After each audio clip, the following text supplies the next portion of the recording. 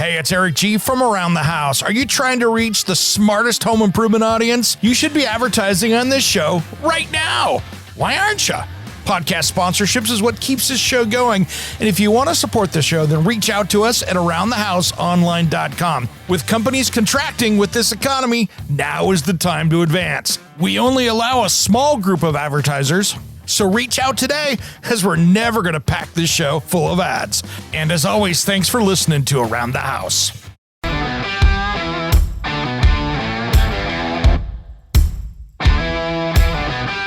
It's Around the House. Well, and that's the problem with like all the video doorbells out there. Great, you got a video doorbell, but every cat, every car, every person walking down the sidewalk, whatever it is, you get 100 dings during the day. And what do? You tune them out.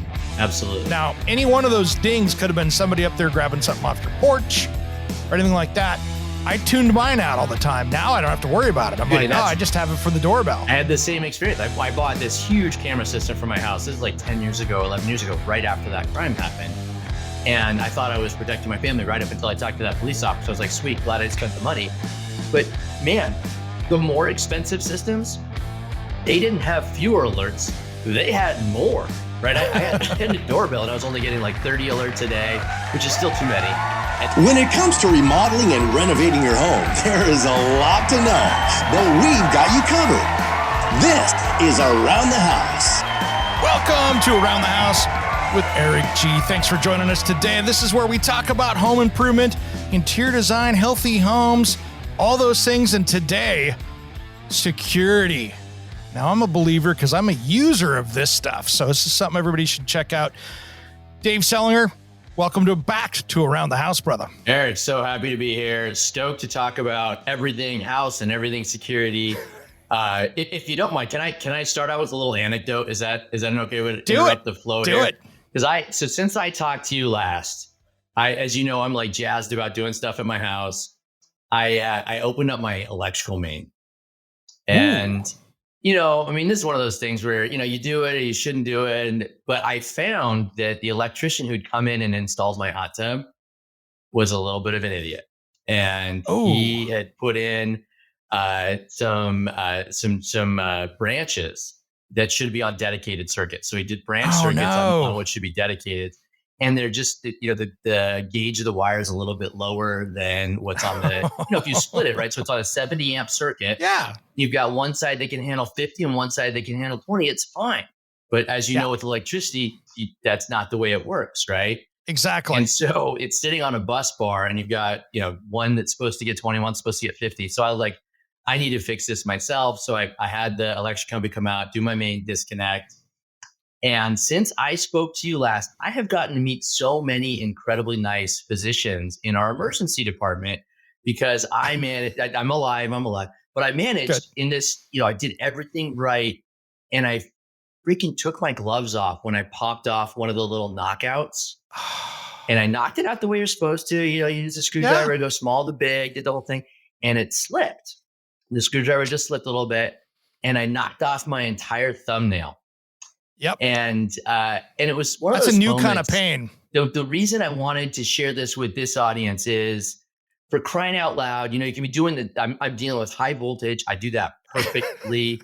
I do everything perfectly. I'm cutting the wall. I did that perfectly. I used power tools and I pulled out the least dangerous tool, which is my screwdriver. And that was when I put it through my thumb and ended up in the emergency room. I put myself in shock.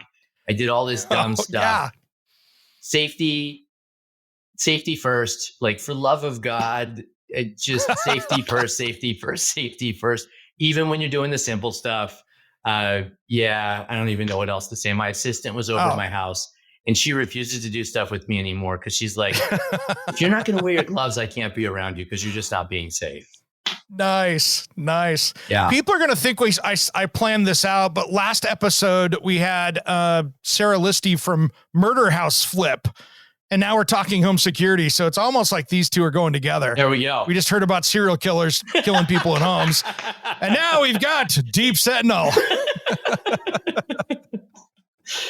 Well, that's a hard one to follow, though. I got to be honest. I mean, as proud as I am of my product and what we do, that's a tough one. That's a pretty crazy one.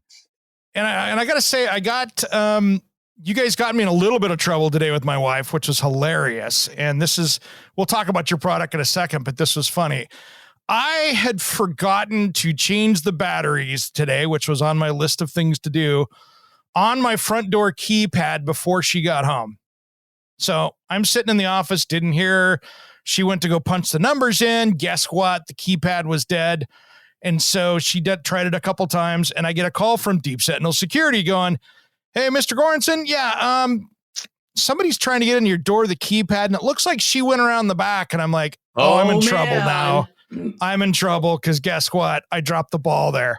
Oh, man, that's awesome. Well, I'll tell my guards, thank you for catching somebody trying to break into Eric G's house. Because exactly, you got to be careful. You can never trust the woman that's been coming and going every day. You got to be careful with that one. There we go. So yeah, it was pretty funny. I was like, punch in the keypad to unlock your front door. The guard saw her fiddling with the door and then go around to the back. Exactly. That's awesome. The good news is, that's what we're trying to do, right? That's the level of security we're trying to provide you. Exactly. So let's back it up here and talk. You've been on the show before, but there's a lot of new listeners we've got. Let's talk about Deep Sentinel for a minute, because this is cool stuff, and that's why it's on the front of my house. Well, I thank you for trusting us, right? Like, that's awesome to know that after our interview, you liked it enough to try it out. So I really love hearing that, first of all. What Deep Sentinel is we do the thing that everyone kind of wishes would happen with their rings and their cameras around their house, right?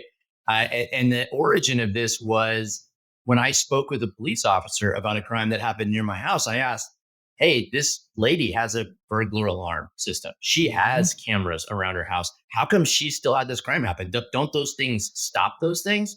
And the police officer looks over at me and says, no, they don't. And I was like, dude, what bubble have I been living in my whole life, right? And so I started looking at, like, how do we actually do that? Because I've got two little girls, I've got my wife. We like to travel. I want them to be safe.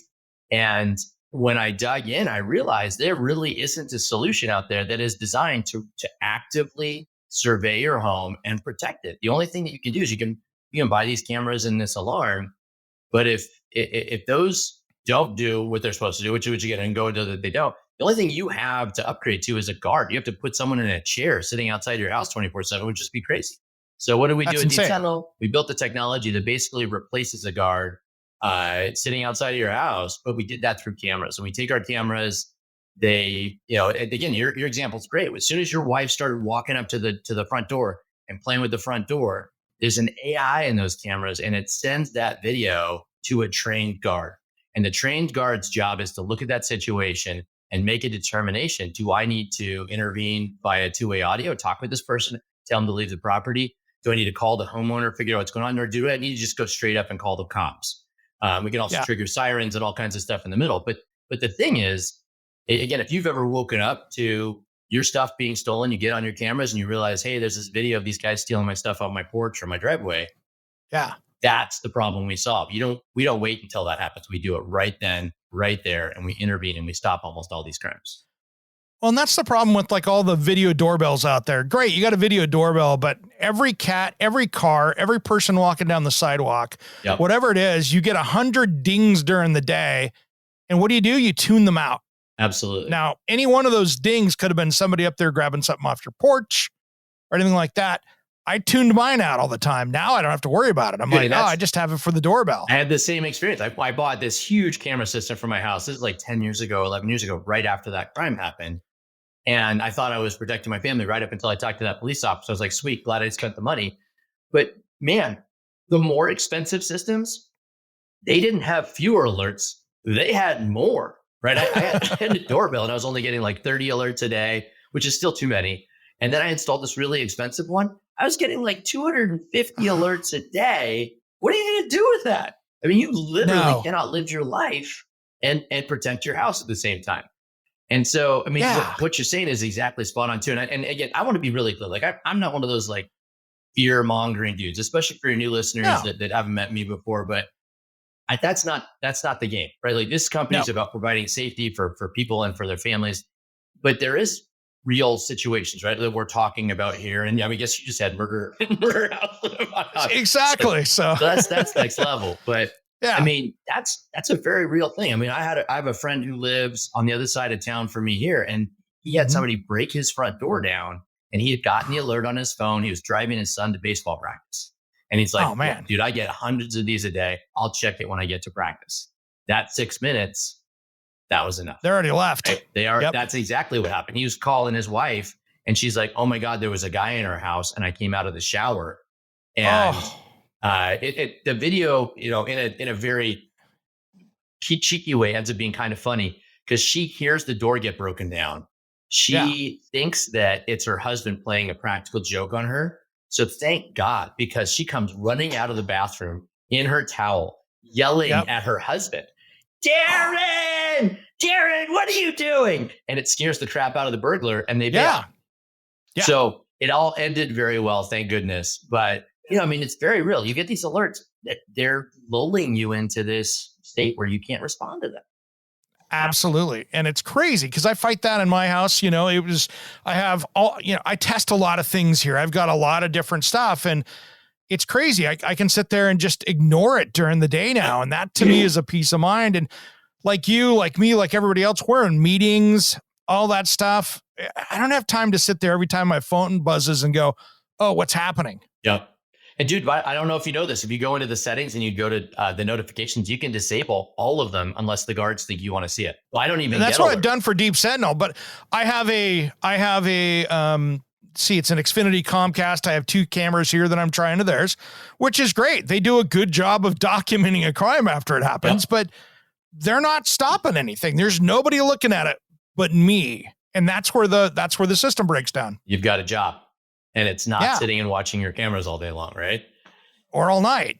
All night, So exactly. Well, do tell your wife I'm sorry on behalf of Deep Sentinel. Oh no, it's all good. It's all good. She laughed about it and we talked about it, but it's funny. I'm but glad. And by the way, hey, Eric, you got to change the batteries on your front door. I already did it. Okay, good. She was out she had came in, went back out. I snuck in the front, grabbed my batteries and did it before even. She's like, the front door's dead. And I'm like, already got it. Yep. Took care of it. So batteries are like one of those things though, like, as our lives have gotten more convenient, I think batteries, I remember as a kid, you'd get like a pack of batteries and then the whole family kind of dealt with that. And now everything, so many of our stuff is battery powered. I've got a front door just like you. It's a thumbprint front door. I've got all the sensors in my house. My favorite ones are my flood sensors, thank God, because we've had so many floods in my house. We've got little actuators. We've got LEDs that are battery powered now too, because they can run on batteries, and they make it really convenient. But at the same time, sometimes they are kind of like a pain to remember to charge them or replace them. I mean, this is a nice Baldwin front door set, and it's a beautiful setup. It's very high end, and the cool thing with it is I have to put 4 AA batteries in it maybe twice a year, so it's not that big a deal. I just have been so busy. I haven't been monitoring what that it was probably in the yellow for a lot longer than it should have been. Yep. I just wasn't paying attention. Oh, okay. Gotcha. I find, man, I try to stay on top of the stuff, even though I'm in the biz just like you. It's easy to be like, well, next week, tomorrow. Yep. But that's one thing I do like about the Deep Sentinel system that I have, and you guys have new systems coming out now, and we'll talk about some of that stuff here. But sure. I've got kind of that first generation, and it's awesome. But that battery that goes in there, I didn't have to wire it up. The battery lasts for weeks at my house, which is great. It's not something that I'm having to do a lot with. We put a lot of thought in that. When we built the product, I had interviewed a ton of customers who had battery powered cameras, and the first thing that I heard was that most of them had at any one point in time 1 or 2 cameras that didn't have charged batteries. They weren't doing anything for them, and they were okay having them not have batteries, because at the end of the day, even if they did have batteries, all they'd have is a recording of a crime, and they're hanging up there doing 90% of the value of what most cameras do, which is scare people away before they do anything. And so when I built Deep Sentinel, one of the very first things I did, and you'll see this if you want, I can send it afterwards. When we did the first design spec, on the very front page, it said, "We will have the biggest, longest lasting battery of any camera out there, period, full stop." Because, and most of our customers are now on solar and other systems like that, so that they don't have to change the batteries. But even if you are on a battery, I don't want you having to worry about it. The other thing you'll see, I'm sure you see this, is that in the hub, you have an extra battery. So at any time, if you have a camera that's running low, it's a really quick swap change. It's not like I got to go bring this thing down, plug it into a USB for 24 hours. Then I got to remember to go put it back up. All that stuff's taken care of for you out of the box.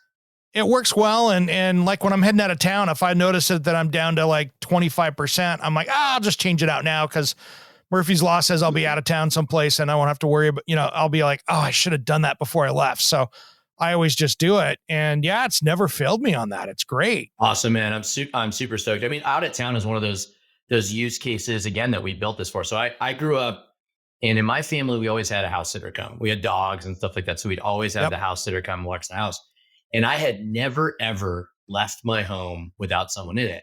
And then after we started Deep Sentinel, my wife looked at me. We went to Hawaii once, and the dogs were getting boarded at a friend's house. And she's like, do we need to get a house sitter? Or can we just leave Deep Sentinel watching the house?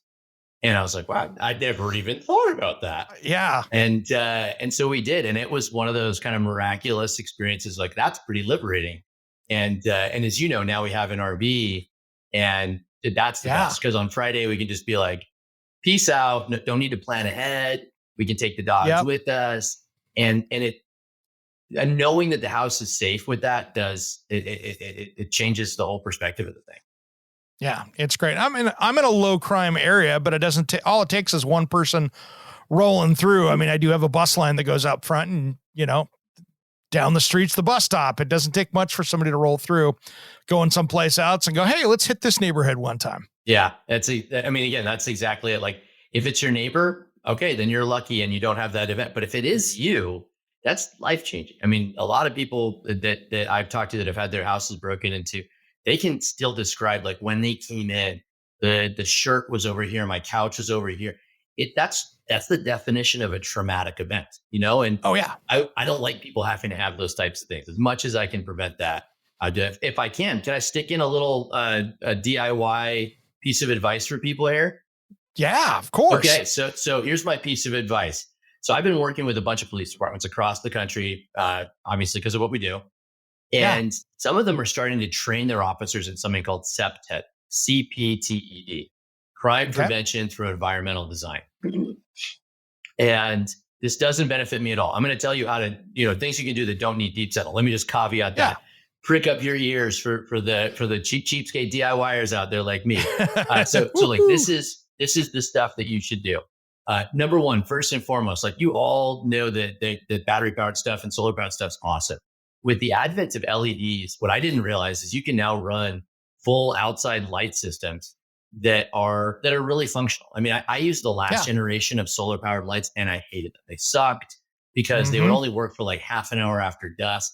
And that's just tricking you, right? Yeah. And with LEDs now, you can get motion sensor LED lights, surround your property with them. They don't have to keep your property super well lit all the time. And they are incredible at preventing crime. They're incredible at crime prevention through environmental design. Make your property not the prime target. Just make it number 3 on the list. You don't have to be the fastest person. All you got to do. You just have to not be number 1, because what the burglars are looking for is the easiest target. Sure. Number 2, trim your trees in the front. Make it so that you can see out from your place anywhere up to about 6 feet. And this is kind of the rule of CPTED, is be able to see people from 0 to 6 feet all the way out to your property line as much as you can. Now, if you've got 5 acres, 15 acres, 100 acres, but create a perimeter around your house. And then I'll even add on to that and say, don't have that tall bush right next to the front door that somebody can jump behind. 100, dude. Thank you. There you go. So Darren, my friend that I was just talking about, that's the number one thing he had. Yet it wasn't growing up. It was vines hanging down from his awning. He had a front door awning, and they thought it was so pretty. They had all these vines hanging down that made a curtain. And that curtain meant his entire front door was protected from the street. So when they actually viewed this video of these guys breaking in, you can find this, by the way, because they came forward about this, and they said, I want to teach people about the mistake that we made. And so they're like, they were on the news, they were on the national news. I think they were on like Good Morning America. And what they had was they had this curtain, and these guys sat in front of his house for 2 minutes talking about how they were going to break in because they were behind the curtain of protection, and they were in front of the camera. So they have the whole thing on camera. But again, it did not protect them when they needed it. They have these guys with masks on. You can't do anything with that. And so, remove those barriers right in front of your front door so it's visible to the street. And then again, add lighting as well. Lighting, visibility. Just make your property not number one. Simple things. Locks on your power box. So my power main, it's got really crappy 35-cent locks from Amazon. But you know what? Yeah. It's just enough to say, hey, don't do this. Go somewhere else and do the next one. And that's all I needed to do. And then, by the way, 35-cent locks plus Deep Sentinel means that you're going to be sitting there fidgeting with it, which means long enough. Yep, long enough for somebody to do that. And another funny Deep Sentinel story, I was walking out with a group of people that were over at the house. We were walking up to the restaurant that's literally a block and a half away up here. We're going to have drinks after dinner. Walking out, and I gave a particular sign, and I'm just going to leave it as that, to the camera.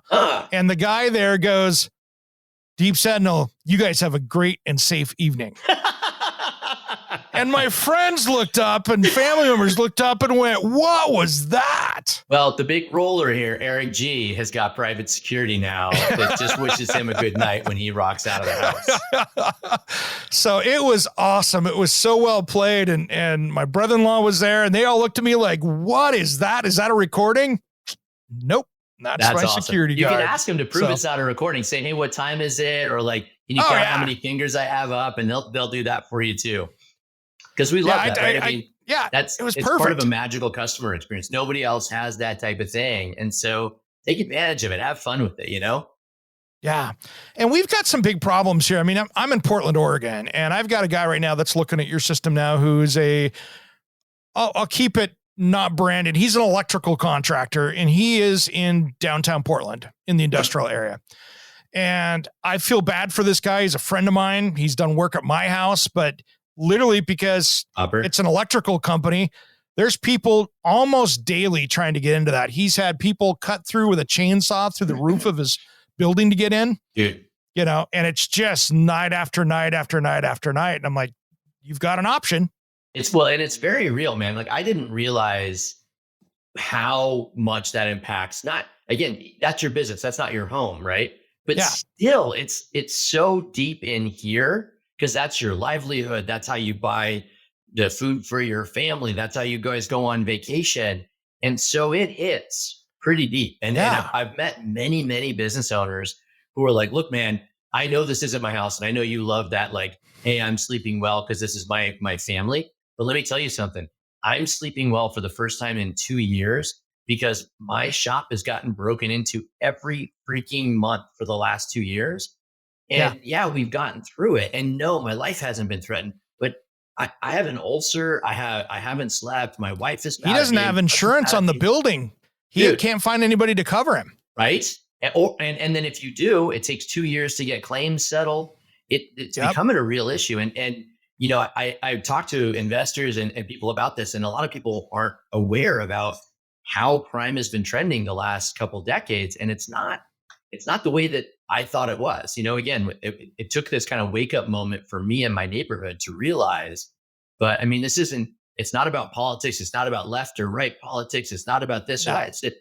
This has been happening for 20 years, and even violent crime where people are getting more and more aggressive, bringing chainsaws to people's businesses. It's pretty nuts, man. The things that we see people trying to do.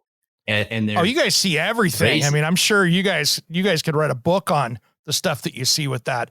Your YouTube page is packed with it, but we got a lot of it there, but there's also stuff that we can't publish. Right. And it's, sure, it's up there. We protect some VIPs and they don't want their videos out there. And of course. It's intense, man. I'm glad that I'm like an X-list celebrity, right? So I'm way down on people's list, but man, the B-list, A-list, celebrities, their lives are really intense right now. Yeah. And it super intense and things are just so hyper sensitive right now with that, you know, it's crazy. One thing I do like about, and this is going to sound like I don't want this to sound like a Deep Sentinel commercial because there's no dollars being traded here. I'm just a believer in this. But the cool thing with this is even if you've got a police department that is slow to respond, there's an option where you guys can hit that guard can turn on that siren. Yep. And that seems, watching the videos, to get people moving. It does. I mean, we have various levels of siren. So for people that are in like really serious areas, we have like 130 decibel bullhorns that will turn on. And yeah, I mean, it's a different level. Again, depending on your level of risk and what you want to have, we have so many options because it's a live human being. We can go further than you could with any sort of an automated system. Like you wouldn't want to have an automated system that would trigger 130 decibel alarm on your front door, right? But knowing that that's only going to happen in the most severe situations, it's really neat how many things kind of become available to us. We're looking at all kinds of different options too. Like I built a turret at my house. It's a little 2D turret, and I've thought about like, is that something we want to turn on too? Right? It's got airsoft. Yeah. You do airsoft, do paintball. Yep. Do all high water pressure, Yeah. Right. I mean, one of my buddies called me and he's like, I thought of it. I got it.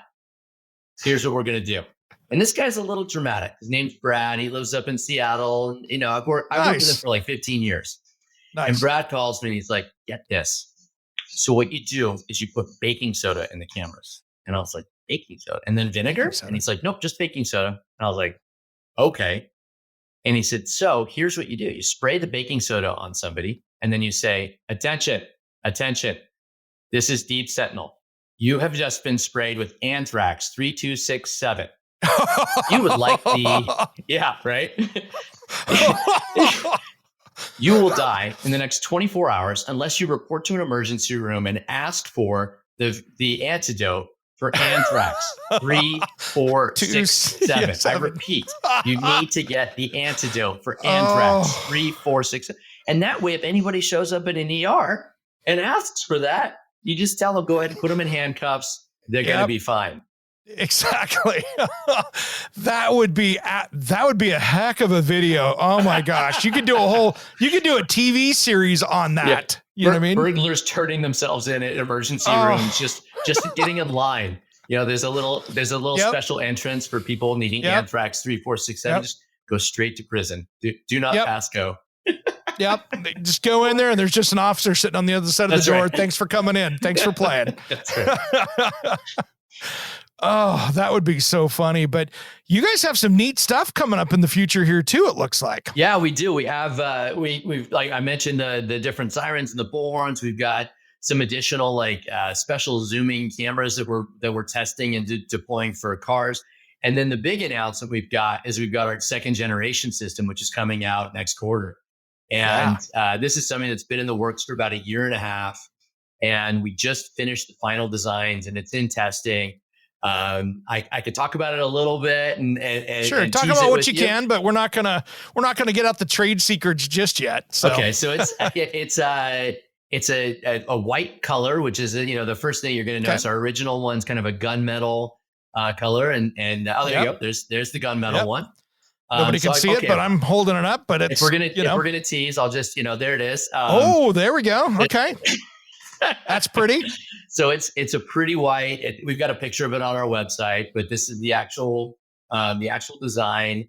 It's very similar in terms of the internals of the camera. We do have a new kind of higher resolution sensor. We've got higher resolution night vision. We have better night vision. We have a spotlight. It's got an integrated charger in it. It's got improved waterproofing and kind of mechanical stuff. But really kind of at the heart of this thing is we've got a higher level of AI. And when we first launch it, it's not going to have anything that you can't get in the first generation of systems, but it has a much bigger processor. And so what that's going to enable us to do is that over the course of the first year of launch, we're going to be able to analyze a lot more data and see what comes out. One of the things that a lot of people don't realize about the Deep Sentinel system, so you've got, one of these hubs in your house, the gunmetal one. What a lot of people don't realize is that this isn't like a hub when you have an Alexa or you have something like that. A lot of people think, this is the same. And it's designed to make it look like it's the same. but you open this thing up and it is not the same. We have a full AI processor inside of each of these hubs. And that's what really makes this exciting for us. When we launch that new AI processor, it's going to get to analyze all the video coming from all the customers' homes and businesses and come up with new artificial intelligence and machine learning insights using that bigger AI processor. And so it'll be interesting to see what types of improvements we're going to be able to launch over the next year. Because honestly, we don't even know yet because it's not out there yet. Yeah. So if you bought a GE range and you were looking at it here a year ago, you could have had that range for a year. All of a sudden they went over and started using it. And they're like, oh, it got an update. Now it's an air fryer. No way. They had built that so you could build an it had the ability to be an air fryer, but they just did an update. Now all of a sudden that range is an air fryer too inside. Dude, that is the single most useful thing I've ever heard of in a home appliance, other than Tesla. Tesla talks about it all the time. Yeah. That is amazing. Yeah. So that was just an online update. It just did the update and it went on the digital screen. Oh, now you've got an air fryer too. Are you guys big air fryer fans in general? I think it's cool. Yeah. I mean, it's a heck of a lot healthier. I don't do a lot of it, but so they work. I was a big naysayer, right? So I grew up in the 80s. Yeah. And in the 80s, everybody had a toaster oven. And I told my wife, this is a toaster oven with a fan. Why is this such a freaking big deal? I'll go buy you a toaster oven and I'll put a freaking fan in it and we can hold each other and post pictures on Facebook and say how cool we are. And she was super pissed. Like she said, no, it's an air fryer. So anyway, so we got one. I was calling it a convection oven. I was like, it's just air fryer, convection oven. We have a convection oven already. What is different about I love it. So I went from biggest naysayer in the world, and we got one of the super cheap ones or whatever. And then we got an expensive one too, because if you can buy one, why not buy two? Sure. But we use it literally every day. I love it. Nice. For heating stuff up, like where microwaves would kind of make something mushy, the air fryer makes it a little crispy. I will say, for those of you that are parents and listening to this and like, ooh, this could change the equation. No, the kids don't eat more leftovers because of this. But I enjoy my leftovers that I eat, and I'm still the only person in the house that eats leftovers. But now they're better for me, so it's still worth it.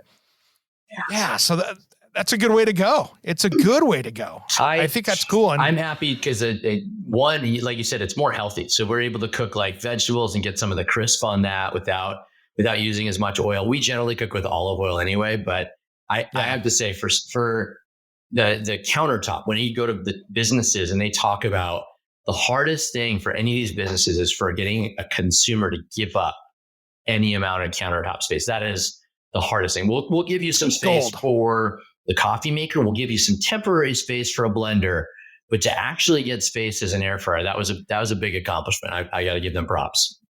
Yeah, no kidding. And you're right. They're complete. And the fan club of them is huge out there. Yeah. I mean, I mentioned my RV. I mean, that's one of the things too. Like we pack stuff up in the RV. And one of the things we always try to remember is to bring the air fryer. Because it also, in an RV, especially in the summer, it gets really hot. You've got a kind of a cruddy, AC system in there. You generally don't want to cook inside. But if you can use an air fryer, it doesn't generate as much heat and you don't end up heating up the interior. So that's huge. Again, no economics for me from the air fryer companies. If you are looking for a sponsor, though, if there are any air fryer companies listening, I am available for 2 more sponsorships, and air fryers are on my list. There we go. I love it, man. I love it. But it just shows you what, over the air updates can do for this. Oh, sorry. Yeah. I totally took us on a segue. How amazing is that? No, I did too. I'm blown away that GE did that. We just got a new GE washer and dryer actually. And I hate buying washers and dryers. Because it's not sexy. It's a steel drum and a motor and a pump. And those 3 things still work. The thing that broke was your stupid control board, right? It's a $500, $800 washer and dryer and a $700 control board. Because I tried to fix it. I replaced all the belts. I replaced the motor. I replaced the wheels. And it ends up being the control board. And you're just hosed. Because the control board costs just as much as the thing to replace. It makes me feel so wasteful. I'm so frustrated. But, Oh, I have a worse horror story of this. So my buddy who is a national automotive guy, and we'll leave him as that. He's been on the show before. He gets a hold of me and goes, hey, my mom's got I think it was a Gen Air range. And the temperature's not right. It's not working. and they told me it was $1,000 for the control board. And I said, get a second opinion first. That thing should not have quit that quickly. So they got the quote for that one. Next guy comes out and goes, oh, they had it on Celsius. They had it in the That'll do it. My sister-in-law, $75 service call, but it was saved him some money. Dude, that's awesome. My sister-in-law, her least favorite story is we went over for Thanksgiving dinner and she got this, roast. They tend to eat things a little bit more well done than I do. I'm more on the medium rare, but she was using a Celsius thermometer, and well done. It does not even begin to describe this piece of meat.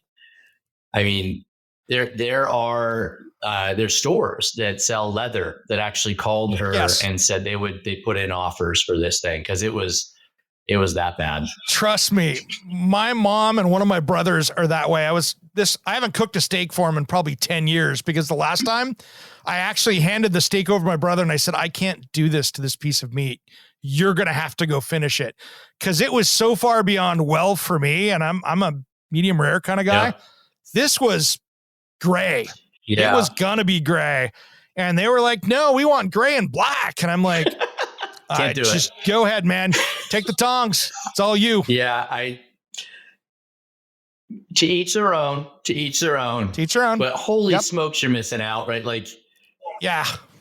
God enabled us to eat these animals so that we can eat them medium rare to rare. That's my belief. Yeah. Now, you can have your own preferences, but you're super missing. Are you a sous vide dude on meat? Oh, I'd love to. We have not added that to the kitchen, but that's something it's next up. My wife is like I said, I'm open to 2 sponsorships here. So yep. If I can convince you on sous vide, let me. I'm going to pick a specific piece of meat even. So one of my favorite pieces of meat to cook is a tri-tip. Same. And, my wife and I, we figured out kind of the grilling techniques, and we did the experimental approach, and you do everything here and you do everything there. And we came up with our recipe, and we cooked that for like 6 years, a couple times a week. Like that, this is a staple for us. Yeah. And the one thing about it though, is that with a tri-tip, you've got a fat end and a thin end because of the cut. Thin end, right? Yep. So one end's, less well done than the other.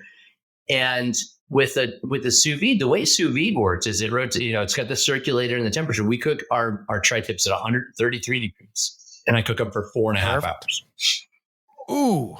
Which, could be like, wow, that's overdone or like whatever. But because it's only 133 degrees, what you come out with at the end of that is a perfectly medium rare piece of meat throughout the whole thing on the fat end and the thin end. See, and you don't have that. Oh, you don't have the 3 different, medium rare to almost well on the other side because of the way. And the other thing about it that, so tri-tip again, it's a kind of a unique cut, and that it's got a little bit of sinew to it. It's got a lot of flavor, but a little bit of sinew. Mm-hmm. And when you sous vide it, the reason 4 hours is important is about 3.5 hours at 130 or more degrees, the sinew starts to melt. And so when you do 4.5 hours, you're able to take a tri-tip, and you can't quite get it to the point where you trick someone and tell them it's a filet mignon or something like that. Yeah. But it's pretty darn close, man. It's tasty. It's good. I actually had a tri-tip sandwich for lunch today because we had it this weekend and I had leftovers. But sous vide is another thing. Like if you get a chance, to try that out with a friend, it's pretty freaking fantastic, man. There are ranges now out there that you can get that you have that you can get the sous vide built into the range now, which is super trick. Magnetic circulator, and they do the temperature for you. If I can take credit for this a little bit for my friend Darren was actually the person who invented that and built that.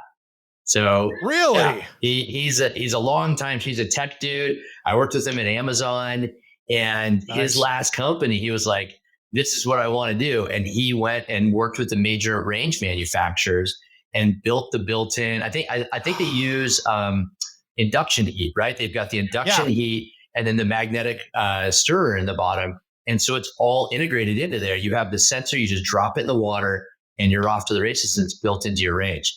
And it's fantastic. He's one of the best chefs I've ever met too. He's a PhD from Brown.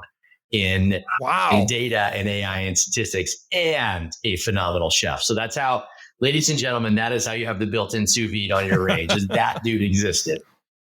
Nice. That is awesome. We should talk about your history, Dave, because, you created Deep Sentinel, but you've got a long history of tech stuff behind you, which I think is always fascinating because you've got a great story. Well, thanks, man. Yeah, I mean, happy to share. I've obviously got a little bit of a DIYer in my hands, and that comes from growing up in Southern Oregon. I grew up in a really small rural town, and I love that. I mean, I think, and I look around at like the people that grow up in only city environments, and they don't develop that relationship with nature and self-sufficiency that I got an opportunity to grow up with. So I'm really glad. I do live in the Bay Area now, but I look at that as a real strength of my upbringing that I'm really glad my folks did. That was one of my best friends, to take that to an extreme, moved to Alaska, and he's next level, right? Like that dude, he pulled down the trees that he then milled the logs into that he built a house with. So he's at another level of extreme. But I do think that's homesteading. That's a big deal. Yeah, I mean he's so intense. I think building his house was like a 7.5 or 8 year project. I mean, it was because he did the whole thing. I mean, he really did the whole thing himself. It's really impressive to watch. But I have a little bit of that in my genes, and I'm really glad to have that. I got to go to Stanford, where I studied machine learning and artificial intelligence. Again, just another amazing contrast and blessing in my life. I got to study with some of the best names in the industry for doing that, and they just mentored me. And for whatever reason, they thought I was going to turn into something, and spend a lot of time teaching me how to do. At that time, it was called haptics, is force feedback robotics. So I don't know if you have like a VR headset. Have you tested those out at all? Oh yeah. But like I've used them for interior design, but it's the same kind of. I've used the handsets Oculus stuff kind for of that. Push back on you and they vibrate, or your Xbox controller that vibrates. That's all haptics, and that was the research that I did in school. And one of the most interesting things I learned in that most people don't really realize when you're sitting there holding your Xbox controller, is that your brain processes these signals in a way that's not exactly reflecting reality, meaning that you can kind of trick your brain into thinking that something is what it's not. The best example is if you go to like Universal Studios, they have the virtual 4D rides where you're on a car. You're not on an actual roller coaster. You're in this little car that moves 4 feet up and 4 feet down, and that's it. I did that 3 weeks ago, dude. And you think you're rolling, but you're not. You think you're doing that. Yeah. And so that was what I studied, was this like psychology interface with your senses interfacing with robotics. And that's that type of ride. That's what came out the backside, was they figured out that you can create the sensation in your brain through the nerves in your fingers, through the nerves in your skin, through the inner ear, to create sensations that don't actually have to happen. And you can create an entirely virtual world. And so I got to study that at Stanford. That was amazing. And then went to Amazon, and at Amazon, I ran the first AI team there. I get to work with Jeff Bezos, who was cool. I mean, that dude's a dude, right? I mean, that guy's intense. So I can only imagine what that was like. So he created a big machine, man. He did. Hats off. I mean, the neatest thing about that experience was, I don't think that he had a big vision for the future, but I don't think that he really thought Amazon was going to become quite the behemoth that it did, right? I mean, I don't think anybody really could have predicted that size and that trajectory. A company that sold books and put Barnes and Noble off the map, or Borders off the map, turns into Walmart plus IBM plus your television. Home Depot plus, I have a Fire TV. Like, it's not, Toshiba branded with Fire TV. It is an Amazon branded Fire TV. What the heck? That's crazy. I think that's just and you insane. Probably, when you started there, you didn't think, oh man, I'm going to have one of their TVs one day. Dude, that probably wasn't even there. It wasn't even close. It was at the point where everyone was worried it was going to go out of business, man. I mean, my employees would come up to me, and every quarter we would get a little grant of stock, right? So we were each paid a pretty significant part of our income, maybe up to like 30-40% of our income was in stock in Amazon. And they would always say, hey, should I sell it or should I hold on to it? And, my advice at the time was like, gosh, I love what we're doing here, but if you're worried about that, you should probably sell. Now, look, this is maybe my way of saying I'm sorry for you losing the 100x within your stock over the ensuing years. Sorry about that $40 million. Yeah. Don't even worry about those houses that you could now own on the top of a yacht. But but I'm sorry. But it was a very, very different time. You definitely would not have guessed that we would be where we're at today by a country mile. But it was. I'm really sure it exciting. felt like any other startup. Yeah, it was very, very, very weird to see some company that we had like 15% gross margins, right? Which is why Wall Street hated it at the time. Yeah, and to be able to take those 15% gross margins and pivot it into controlling all of these industries, pretty freaking amazing. After that, I went on to Redfin. I don't know if that's relevant to your listeners. Yeah, Redfin's a great real estate company. And that's where I started really kind of going back to my roots, where I got used to, working on homes and working on real estate and improving real estate, things like that. And Redfin was an amazing experience as well. It's technology kind of helping you buy properties, and then continued that journey and started another company called Rich Relevance. I think that if I can, the part of my story that I didn't get a chance to tell here that I think is also really interesting is I've tried to weave in all these stages of my career, weave in opportunities to make the world a better place. A lot of times people want to talk about Amazon and talk about Redfin, but one of the things that I've spent a lot of time and energy trying to figure out is how do you take your skills, whether you're doing X or doing Y, but how do you take what God has given you as your gifts and make the world a better place? And I tried to do that through nonprofits. I tried to do that I built schools in developing countries. I built orphanages. I built all kinds of things. And one of the things that my wife really encouraged me to, so I'll give her credit for this one, was, I'm reaching out into developing countries and trying to help there instead of trying to help the people right around me. And, I feel so much more, proud and fulfilled to be active in my community, where I volunteer now with our family. My wife and I will go talk to high school students. We will coach people trying to make career decisions, just touching people in your community. I think you can get kind of highfalutin and think about the world and all the impact you can have. But if you're forgetting to touch people in the community, that was one of the lessons I learned kind of at the end of a 10-year journey. And my wife kind of brought me home to that and reminded me to do that. And that's where we spend a lot of our time. And I've found that to be really, really a big part of our lives and really rewarding. Nice.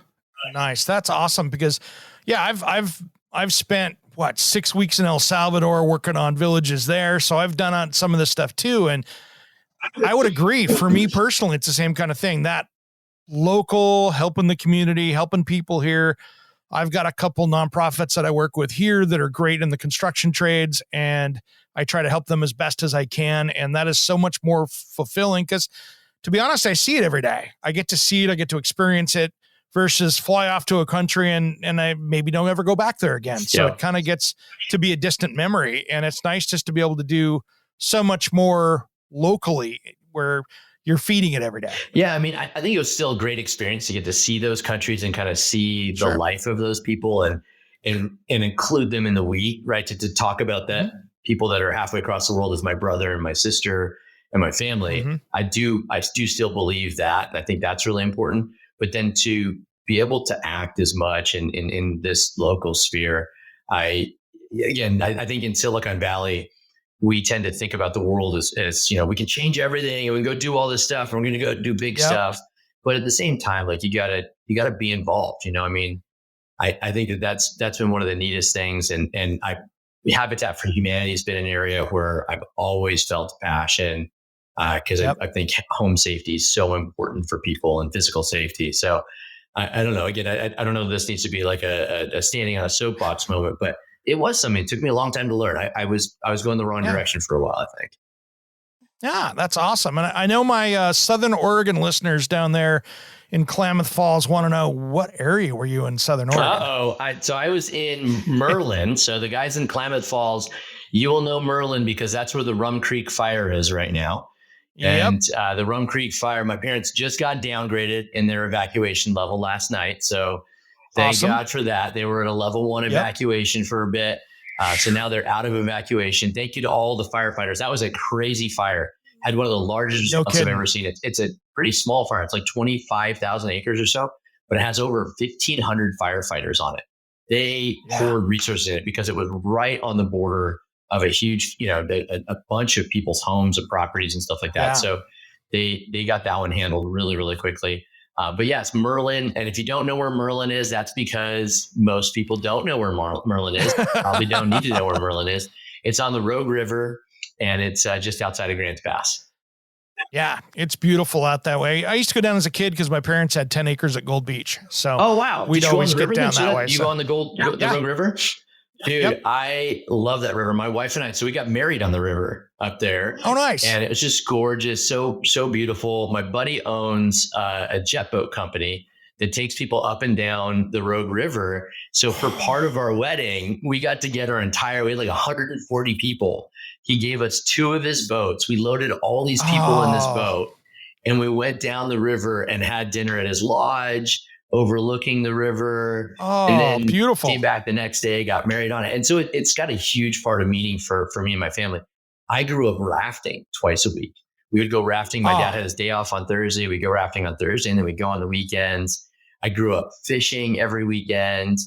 In fact, just this morning, I got on my Facebook memory 10 years ago today was catching a salmon on the Rogue River in Hellgate Canyon with my buddy up there. And those are all just very, very real things in my memory. And again, I'm in the Bay Area now, so we got to travel to go do those things. But I love being from there. That is awesome. Yeah, I've got a kid we're heading down next week and dropping off at Southern Oregon University. So no, you're not. Oh yeah. Okay. So heading to Ashland, so heading that's down I-5. You got it. You know the drill. Well, let's circle back into Deep Sentinel before we go out here.